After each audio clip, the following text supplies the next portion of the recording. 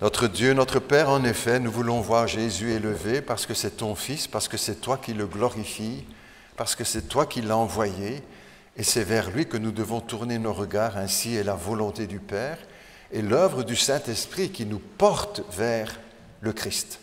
Puisque Jésus a dit lui-même, quand il sera venu, il me glorifiera. Merci Père Céleste pour le rendez-vous de ce matin, pour nos chants, la joie de nous voir, la joie d'ouvrir ta parole, la joie de te connaître, la joie de vivre avec toi chaque jour, à chaque instant. Merci de conduire notre rencontre ce matin dans la méditation de ta parole, qu'elle renouvelle notre force, notre foi, notre zèle, notre enthousiasme, nos convictions, qu'elle encourage les uns et les autres, parce que nous avons tous besoin d'être encouragés. Nous prions aussi pour que ta parole fortifie notre foi et nourrisse notre âme, afin de pouvoir livrer le bon combat de la foi. Je te demande aussi encore ce matin de m'accorder ta grâce, l'Esprit Saint, pour chacun d'ailleurs, celui qui parle ou celui qui écoute, parce que nous sommes tous à l'écoute de ta parole. Accorde-moi de la partager avec ta grâce, ta sagesse, ton intelligence, ton humilité, mais aussi avec conviction, pour qu'elle soit reçue comme venant de la part de Dieu. Nous te remercions parce que beaucoup autour de nous, dans cette salle, et puis autour de nous, au travers de médias évangiles et Facebook, peuvent aussi suivre ces rencontres. Eh bien, Seigneur, qu'elles soient aussi pour eux une bénédiction, pour nous tous aussi. Nous te le demandons au nom de Jésus, notre Seigneur. Amen. Je vous lis un texte dans le prophète Michée. Si vous avez le temps de chercher, je vous laisse le temps de trouver. Un petit prophète, après les grands prophètes, Ésaïe, Jérémie, Ézéchiel, Daniel. Le petit prophète, ce n'est pas par sa taille, n'est-ce pas, c'est par le texte qui est plus court que le grand texte d'Ésaïe, Ézéchiel, etc. Michée, au chapitre 6, au verset 7, verset 8, pardon, un texte très connu. On le lit ensemble, si vous le voulez bien. Je vous laisse encore le temps d'y arriver. Michée, le prophète Michée, le verset 6, le chapitre 6 et le verset 8. Michée 6, 8. C'est pas grave si vous ne trouvez pas, je vous le lis. On t'a fait connaître, ô homme, ce qui est bien et ce que l'Éternel demande de toi. C'est que tu aimes la justice et que tu pratiques la miséricorde, la bonté et que tu marches humblement avec ton Dieu. En soulignant la dernière partie, premier, on t'a fait connaître aux hommes ce qui est bien, c'est que l'Éternel demande de toi que tu marches humblement avec ton Dieu. Jusque-là, notre lecture, si vous le voulez bien.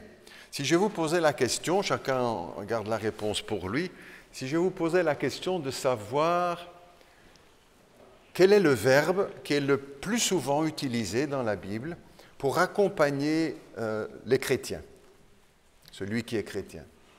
À votre avis, vous réfléchissez un peu, comme moi j'ai aussi regardé, je dis, mais le verbe qui accompagne le plus souvent le mot chrétien ou les enfants de Dieu, etc. On pourrait en proposer quelques-uns, n'est-ce pas? Est-ce que c'est le verbe croire, chrétien qui croit? Est-ce que c'est le verbe prier? Est-ce que c'est le verbe obéir, témoigner, aimer, louer, chanter? Avec les lectures, vous avez déjà un peu découvert, je crois, c'est le verbe marcher. C'est le verbe qui accompagne le plus souvent le chrétien, le mot chrétien dans la Bible. Un chrétien est quelqu'un qui marche. J'ai proposé comme titre d'ailleurs à la prédication, en avant, marche. Pour tous ceux qui ont fait leur service militaire, il y en a de moins en moins. Mais ce n'est pas trop grave, on est quand même bien défendu, paraît-il. Marche. Dans le texte que nous avons lu, plusieurs fois le verbe marcher revient. Marchez d'une manière digne de votre appel. Marchez dans l'amour. Marchez comme des enfants de lumière. Ne marchez plus comme les païens Dieu a préparé de bonnes œuvres à l'avance pour que nous y marchions. Dans nos traductions ennemies, pour que les pratiquions, pour que nous y marchions. On marche dans les bonnes œuvres que Dieu a préparées d'avance pour nous. L'apôtre Jean aussi reprendra ce verbe.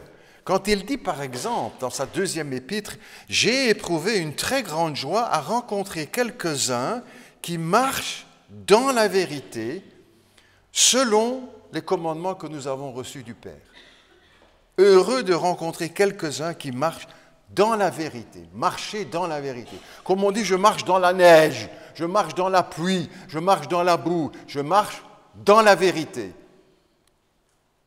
Le chrétien est quelqu'un qui marche. Mais peut-être avant de voir l'aspect spirituel de cette marche chrétienne, pour rappeler également que Dieu ne se préoccupe pas seulement de notre âme et de notre vie spirituelle, mais aussi de notre corps. Et dans l'Ancien Testament, vous avez beaucoup de recommandations, d'ordres qui concernent notre corps. Pas seulement notre âme, oui, notre âme aussi, bien sûr, mais aussi notre corps. De bons conseils de santé qu'on ferait d'ailleurs bien d'écouter davantage. Parce que la foi, ce n'est pas seulement du mysticisme, c'est aussi du concret. Et en fait, il n'y a rien de plus concret que ce verbe « marcher ». C'est un verbe d'action, il concerne notre corps. L'aspect physique ou matériel sur cela, c'est qu'aujourd'hui, on entend tous les médecins qui recommandent la marche pour une bonne santé. Et je crois que dans les Écritures, il n'y a pas seulement l'aspect spirituel, mais aussi physique. Nous sommes invités à marcher. On marche de moins en moins aujourd'hui.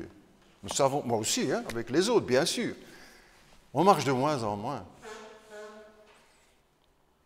Sur le parking, on essaie de se mettre le plus près possible pour marcher le moins possible. On va au magasin, on entrerait bien avec la voiture dans le magasin pour ne pas devoir marcher. Hein?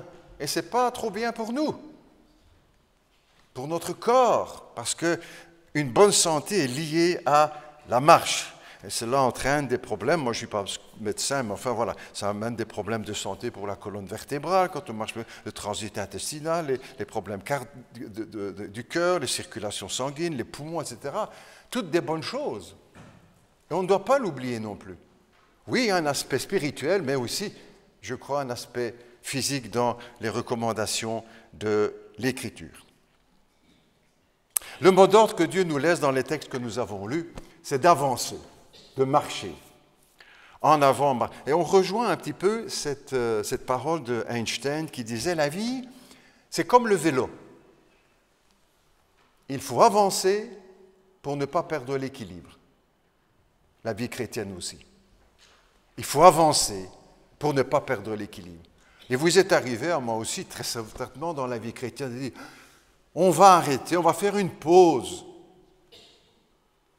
Rien de plus dangereux. Rester inactif. Pour le corps aussi d'ailleurs, mais aussi pour la vie spirituelle.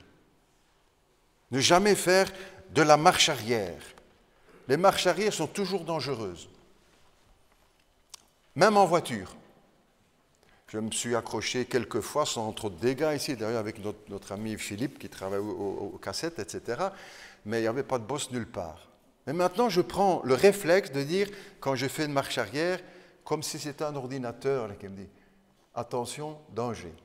Attention, danger. Attention, danger. » Même chose pour la vie chrétienne.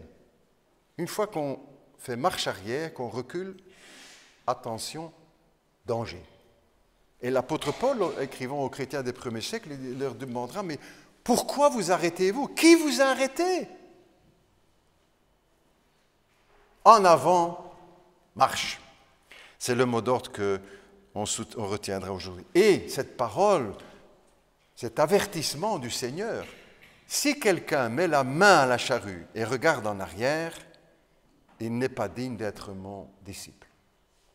Et c'est une phrase qui a encouragé plusieurs d'entre nous. Et qui l'ont appliquée, qui auraient peut-être eu beaucoup de raisons de dire cette fois-ci j'arrête, c'est trop dur pour moi. Et avec ce texte, c'est ce qui les a motivés pour continuer. Si quelqu'un met la main à la charrue et regarde en arrière, il n'est pas digne d'être mon disciple. Nous nous souvenons peut-être aussi du chanteur Michael Jackson, qui sur la scène faisait semblant d'avancer avec ses pieds, là. En fait, il reculait.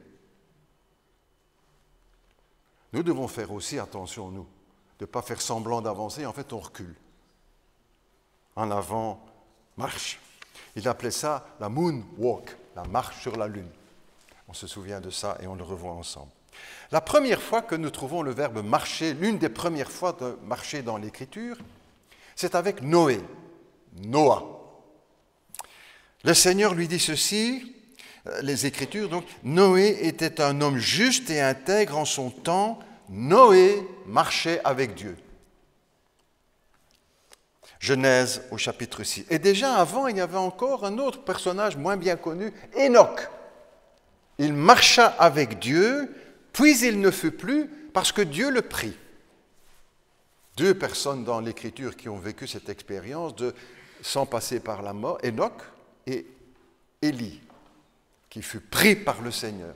Et peut-être aussi une image de ceux et celles chrétiens qui seront là à la fin du temps, quand le Seigneur reviendra et qui seront pris, enlevés, c'est le mot qui est employé. En son temps, Noé était juste et intègre. Alors, c'est quoi le temps de Noé? Ben, la Bible nous le décrit. Qu'est-ce que c'était? Il le dit au verset 5 dans la Genèse, « La méchanceté des hommes était grande sur toute la terre, toutes les pensées de leur cœur se portaient chaque jour uniquement vers le mal. » On dirait un texte du journal Le Soir, là, au XXIe siècle. Hein? Mais non, c'est déjà dans les Écritures. Tout au début de l'histoire de l'humanité, la méchanceté des hommes était grande sur toute la terre. Toutes les pensées de leur cœur se portaient chaque jour uniquement vers le... C'est probablement l'un des textes les plus tristes dans la Bible. Et pourtant, c'est comme une photographie de cette génération. Et peut-être pas seulement de celle-là, bien sûr, mais de la nôtre aussi. C'est pour ça que la Bible est si moderne. La terre était corrompue, le même texte aussi qui prolonge un peu plus loin, au verset 11, la terre était corrompue devant Dieu, la terre était pleine de violence. Et au milieu de ces deux textes de l'Écriture, de cette photographie de la génération de Noé, la parole sur Noé. Il était un homme juste et intègre, il marchait avec Dieu. Ce qui veut dire qu'il est possible de marcher avec Dieu, quel que soit l'état de corruption du monde. Parce que ces paroles ne sont pas seulement dites pour Noé, mais aussi pour chacun de nous, qui sommes invités à vivre au milieu de notre génération d'une manière différente des autres. Est-ce qu'il est possible de marcher avec Dieu au XXIe siècle, au milieu de la corruption et de la violence? Oui. Oui.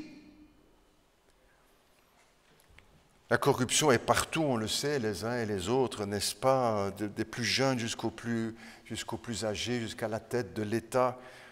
Ça nous donne le tournis parfois, n'est-ce pas, avec ces informations que nous recevons. C'est partout, ça nous donne la nausée, c'est affolant.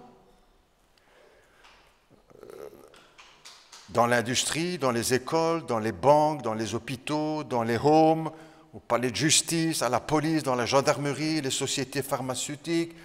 Il est passé dernièrement un reportage en France sur les médicaments, les sociétés pharmaceutiques. Les médicaments même qui donnent la mort. Et 40% d'entre eux qui sont inutiles ou nocifs.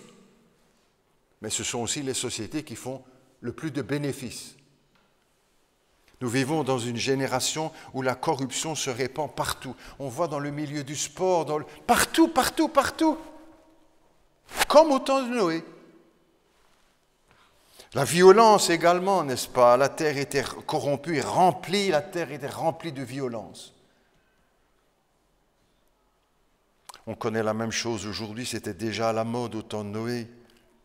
Et vous savez, parfois, j'ai peut-être déjà dit ça, quand je mets la prédication, aujourd'hui c'est comme...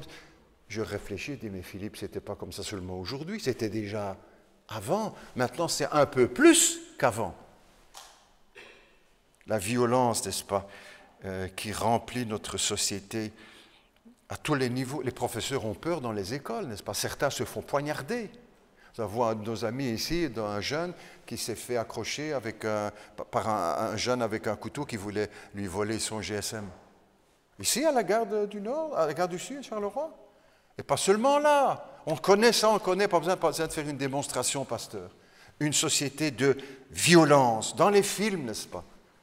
Je lis parfois des rapports, je ne vais pas au cinéma, ce n'est pas un péché, mais je lis le commentaire qui est fait, que certains films même ont été refusés par le comité de censure, tellement le film était violent. Mais certains un petit peu moins violents passent. Et pour finir, certains en font leur idéal de cette violence. Comme au temps de Noé, n'est-ce pas? C'est pour nous aujourd'hui un défi de marcher avec Dieu au milieu de cette société. Vous avez difficile? Mais bien sûr. Et pas seulement vous, moi aussi, comme les autres. En tant que chrétiens, parce que nous devons vivre d'une manière différente, au milieu. Jésus a dit à ses disciples, dans la prière que nous avons vue, il a dit, Seigneur, ils sont au milieu du monde, mais ils ne sont pas du monde. Mais ils sont au milieu du monde. Et je ne te prie pas de les ôter du monde. Parfois, on dit, Seigneur, mais reprends-moi. Reviens.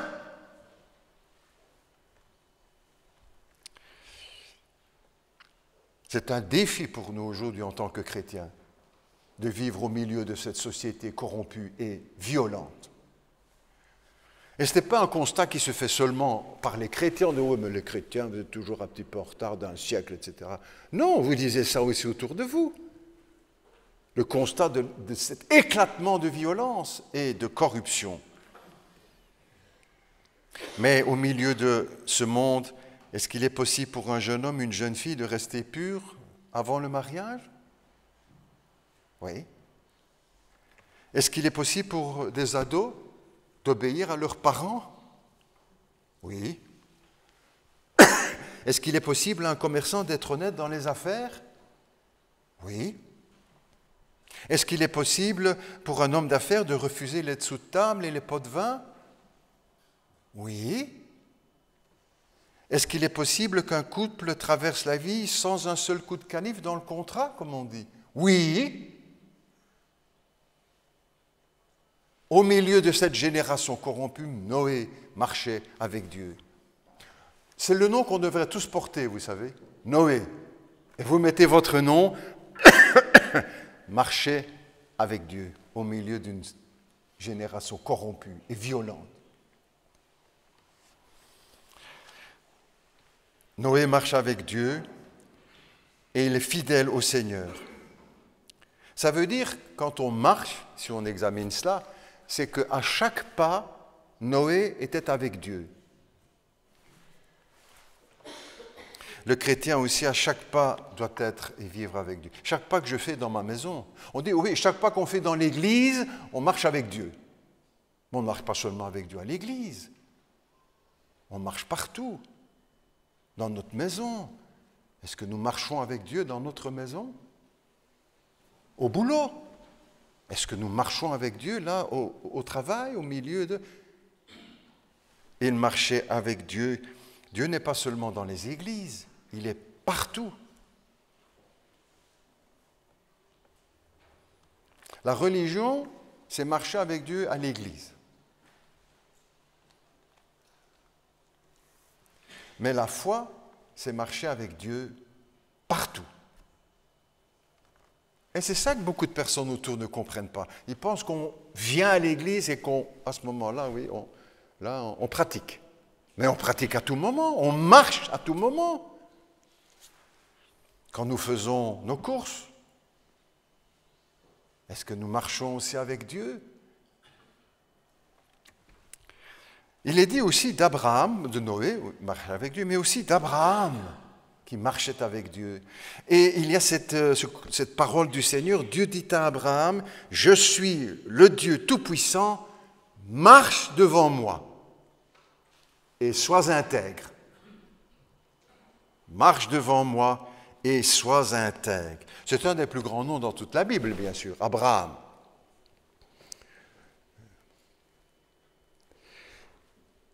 Il est le père du peuple d'Israël.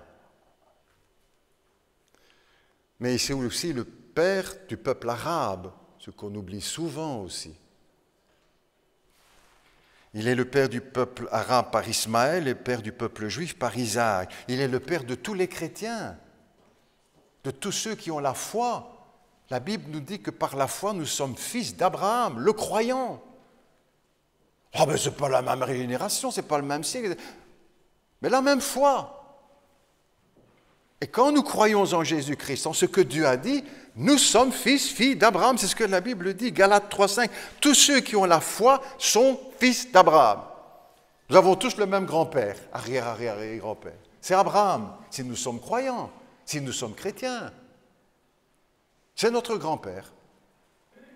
Et le Seigneur lui avait dit, marche devant ma face, marche devant moi, et sois intègre, droit.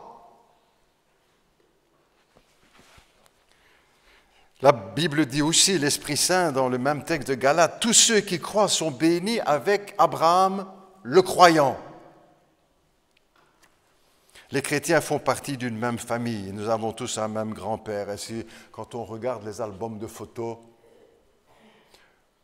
je me souviens quand j'étais plus jeune, quand c'était les fêtes de Noël, Nouvel An, etc., et qu'on allait rendre visite à la famille, les galettes, etc., vous vous souvenez sûrement de ça. Et puis qu'est-ce qu'on sortait aussi ? La valise avec les photos. Et on regardait, ça c'est machin, ça c'est le grand-père, ça c'est ma tante, ça c'est mon oncle, etc. Mais tous nous avons dans la valise la photo d'Abraham parce qu'il est notre grand-père. C'est une image, vous avez compris. Hein? Et nous sommes, comme lui et avec lui, invités à marcher avec le Seigneur. Comme nous, il a vécu, il est appelé à vivre une expérience incroyable. Marche devant ma face et sois intègre. Si nous sommes chrétiens, nous ne pouvons plus marcher comme nous voulons. Je dis, mais ça, c'est pas de chance alors. Justement, moi, j'ai envie de faire... C'est le contraire. Nous sommes appelés à marcher comme le Seigneur le veut, selon sa volonté. Et si nous décevons ou nous sommes déçus de la mauvaise conduite des gens, on dit, oh, autour de nous, ceci, cela, ou le monde... Si nous sommes chrétiens, nous sommes obligés de vivre différemment. Obligés par la parole de Dieu, par notre choix, le choix que nous avons fait du Seigneur. Sois honnête et marche devant moi. Vous ne devez plus marcher comme les non-chrétiens, les non-croyants. C'est les textes qui ont été lus tout à l'heure. On ne doit plus marcher comme ça, comme on faisait avant.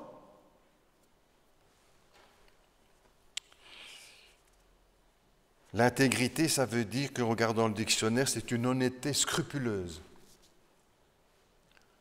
Pas de temps en temps ou en superficie, comme intégrité scrupuleuse. Et si nous déplorons qu'il y ait des gens qui ne sont pas honnêtes autour de nous, il faut avant tout que nous regardions chez nous. Si nous-mêmes nous sommes intègres, avant de blâmer les autres. Parce que comme chrétiens, nous devons être différents. Intègre dans notre couple. Intègre dans notre couple, dans notre famille, avec notre mari, notre épouse, nos enfants, nos parents. Il y a tant de manières de tricher, même dans un couple ou dans une famille. Marche devant moi et sois intègre. C'est David qui disait dans le psaume 101, « Je marcherai dans l'intégrité de mon cœur au milieu de ma maison. » Au milieu de ma maison, dans ma cuisine, dans mon salon, dans la chambre, dans le garage, dans ma maison, avec ma famille. Je marcherai dans l'intégrité de mon cœur au milieu de ma maison. Aussi sur le plan professionnel, l'intégrité. Moi, j'ai travaillé 4 heures, mais je vais marquer 8. J'ai fait 10 kilomètres pour mes frais de déplacement, mais je vais mettre 20. De toute façon, le patron ne saura rien. C'est ça l'intégrité. Pas seulement dans l'Église, ça c'est trop facile, et encore. L'intégrité, je ne suis pas malade du tout, mais je vais quand même prendre un billet de malade.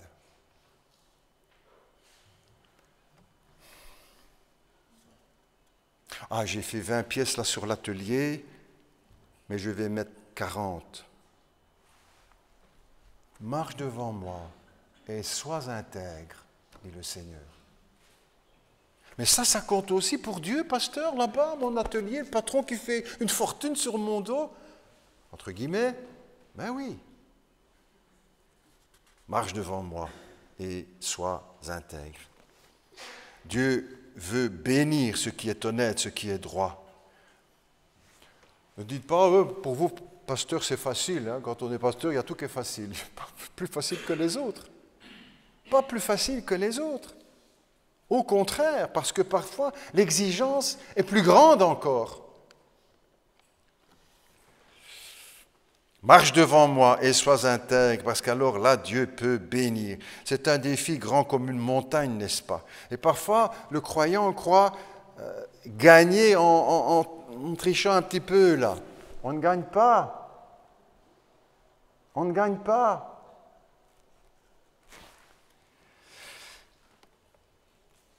La Bible nous dit aussi, marchons honnêtement dans l'Épître aux Romains, dans d'autres textes qu'on n'a pas lus, marchons honnêtement comme en plein jour. Le Saint-Esprit dit aussi, marchons dans la lumière, l'apôtre Jean, marchons dans la lumière. Marchons comme des enfants de lumière également, dit la Bible. Ou marchons à la lumière de l'Éternel.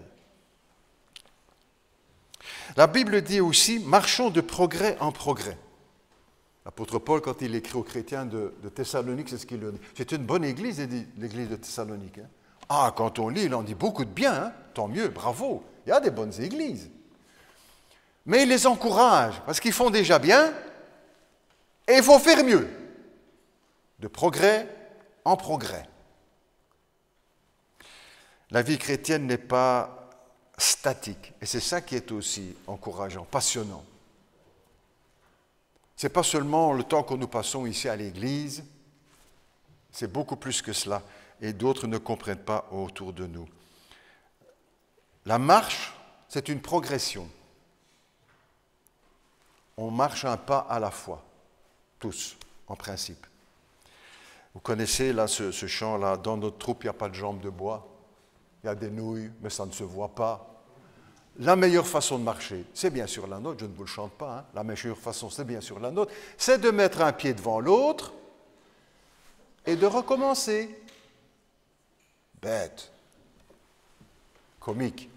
Mais la vie chrétienne, c'est aussi comme ça. C'est un pas à la fois. Dans la vie chrétienne, on n'avance pas par bond, comme le kangourou, là, qui fait 4 mètres, 5 mètres de bond. Ce n'est pas comme ça dans la vie chrétienne. Nous ne sommes pas des kangourous. Nous marchons un pas à la fois, un pied devant l'autre, et nous recommençons. Et cette marche s'exprime aussi dans la vie chrétienne avec les décisions que nous prenons. Mentalement, chaque fois que nous faisons un pas, il y a toute une machinerie qui se met en route dans notre tête, dans notre cerveau, pour commander tous les muscles, hein, hop, hop, hop, hop, et pour que la jambe avance, le pied avance. C'est la même chose aussi dans la vie chrétienne. On avance à force de décision. Peut-être certains diront, oh, pasteur, ça tu l'as déjà dit souvent, ça ne fait rien, je le redis. Parce que c'est de cette façon qu'on peut faire du progrès. Quand on décide, c'est de cette manière qu'on avance en faisant un pas.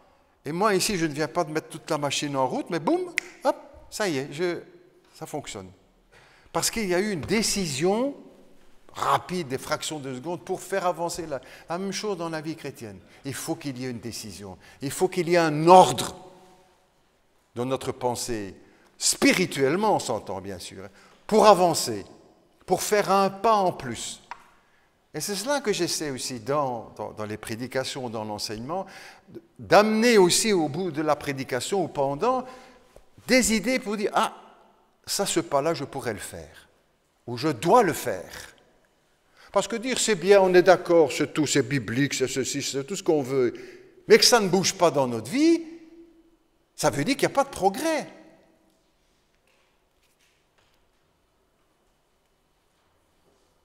Vous dites, c'est très bien d'aller à ma voiture, mais si les pieds ne bougent pas, la même chose c'est dans la vie chrétienne. Je me souviens d'une rencontre à Limoges, quand c'était encore les grandes rencontres là, à l'Ascension. Il y avait une énorme tente à l'extérieur et on faisait les réunions là-bas. Un prédicateur était venu. Ah, moi, j'étais bouleversé par tout ce qu'il avait dit. Il était enthousiaste, etc. Pas d'appel à la fin, rien du tout. Magnifique, clair.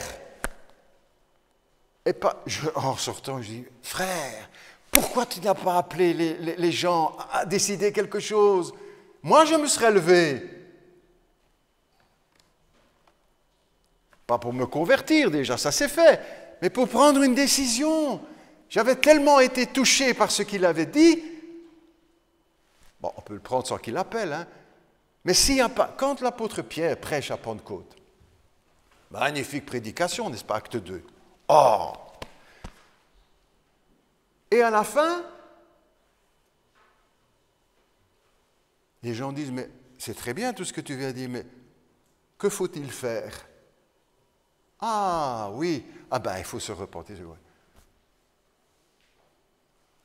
Ça veut dire aussi que ça nous remet chacun aussi, je vais dire en question, librement. Hein. Moi je ne fais pas d'enquête, est-ce que vous avez pris... Mais est-ce que en nous-mêmes, est-ce que ça nous permet d'avancer de progrès en progrès ou simplement, modestement, de compliment en compliment, de bien, clair. C'est ça que et c'est ça que le texte d'Ésaïe 55 dit. La parole ne reviendra pas sans effet. Donc il faut qu'elle ait un effet dans notre vie.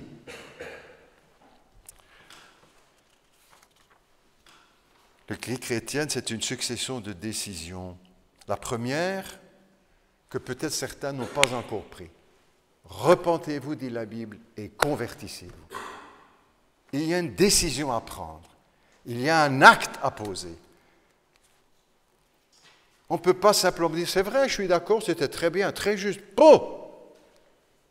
Il faut qu'il y ait une réponse, pas à moi. Pas à moi, mais au Seigneur, pour avancer dans la vie chrétienne, de progrès en progrès. Une décision à prendre dans nos maisons ou au travail, on essaie toujours de faire du progrès. Hein. On arrange la maison, on achète un meuble, ceci, ou on change cela, ou on change les couverts, enfin, soit on améliore, on va de progrès en progrès, vous n'allez pas en marche arrière dans votre maison, hein. Sans jugement, hein. Moi je fais aussi la même chose, on essaie d'améliorer, de faire du progrès. Nous faisons du progrès à l'école.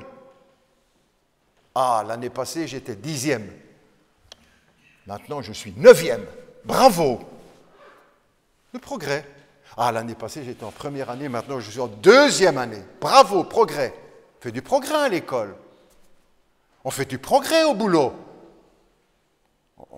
on monte en responsabilité, en promotion. Oh, on a eu une voiture de société, blablabla, voilà, on fait du progrès et on cherche tous à faire du progrès aussi, du progrès dans la famille, dans la vie. Ah, je suis fiancé, officiellement, ouais. Donc bientôt le mariage, et ce sont des étapes, des pas, mais qui sont aussi avec à l'arrière des décisions, des choix, de progrès en progrès. Ah, on va pouvoir envisager un enfant. Progrès. Problème aussi, hein. Mais progrès. Progrès. Progrès. Et puis, etc. Voilà. Dans tous les domaines, nous cherchons à faire du progrès. Dans la vie spirituelle avec Dieu, est-ce que nous faisons du progrès? Dans notre lecture de la Bible, est-ce que nous faisons du progrès? Nous marchons.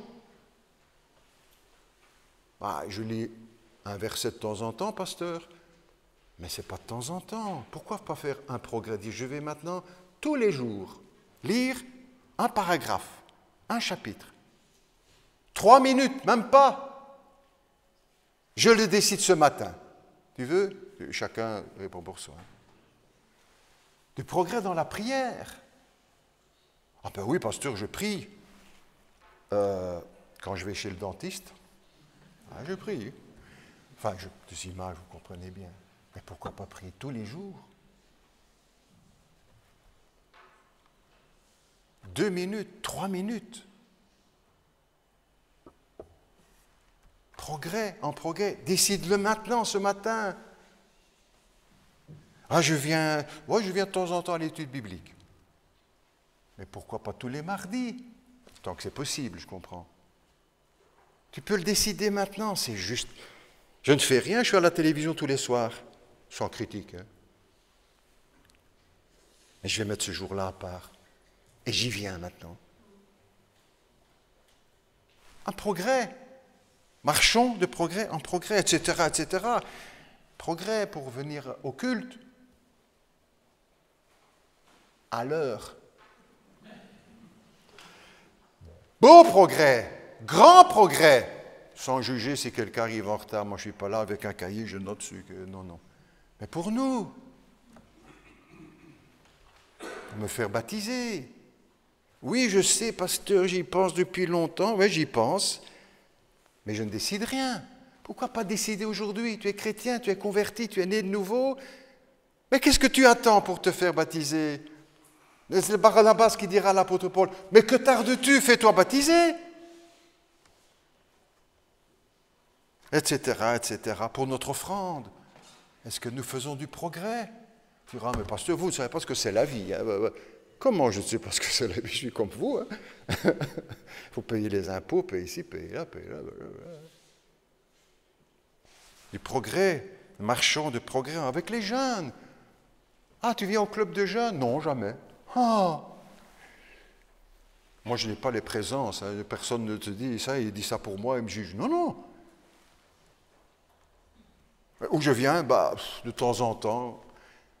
Pourquoi pas décider maintenant, Seigneur, je vais venir dans mon club de jeunes. Et je vais mettre de la vie dans mon club de jeunes. Et je vais être présent, je vais parler avec les autres. Et je vais être autour d'eux. De progrès en progrès. Décide-le.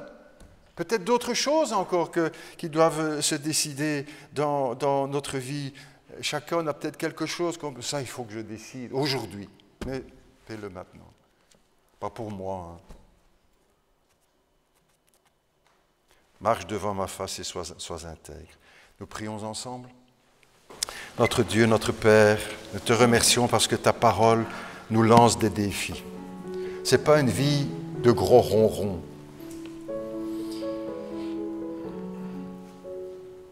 De facilité, de confort. En prenant tout ce qui est agréable, bien sûr, on prend, mais aussi, Seigneur, de décider. Pour chacun de nous ici. Tu nous appelles ce matin à décider quelque chose, à faire un pas, à marcher.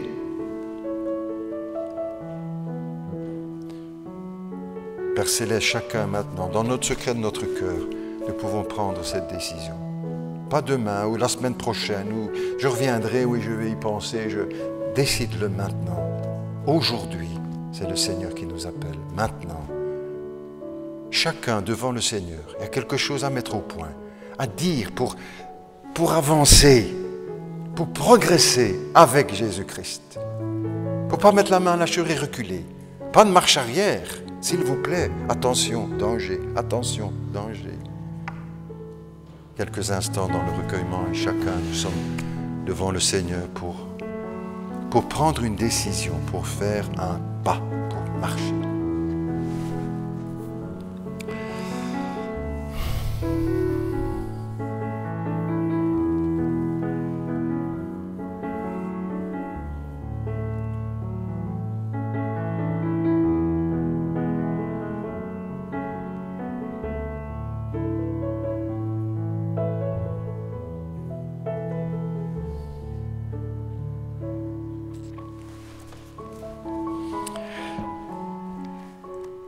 Notre Dieu et notre Père, merci d'entendre les prières qui montent vers toi, les décisions qui sont prises des uns des autres pour marcher avec Dieu au milieu d'une génération corrompue, marcher de progrès en progrès.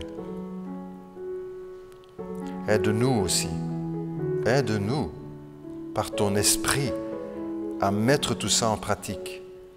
Si nous comptons sur nos propres forces, nous n'y arriverons pas, Seigneur, mais avec toi, nous pourrons y arriver. Nous pourrons y arriver. Père Céleste, tu ne veux pas un peuple chrétien couché, au repos, mais actif, quel que soit notre âge. Seigneur, que dans ta grâce, ce matin, chacun, chacune, nous puissions prendre une décision pour avancer, pour marcher. Et que dans ta grâce, nous puissions y découvrir aussi l'épanouissement de notre foi et de notre vie. Parce que ce que tu nous invites à faire, c'est toujours un chemin de bénédiction. Que ta grâce repose sur chacun de nous, Seigneur. Et que tout ce que nous avons proposé dans notre prière au Seigneur, nous puissions le mettre en pratique. Nous puissions y marcher. Sanctifie ton Église, Père Céleste. Bénis ton Église. Fortifie ton Église. Et glorifie-toi au travers de tes enfants. Au milieu d'un monde rempli de violence et de corruption, nous voulons, dites-le dans ta prière, dans ton cœur intérieurement, je veux marcher avec Dieu. Comme Noé, comme Enoch, comme Abraham, comme. Au nom de Jésus. Amen.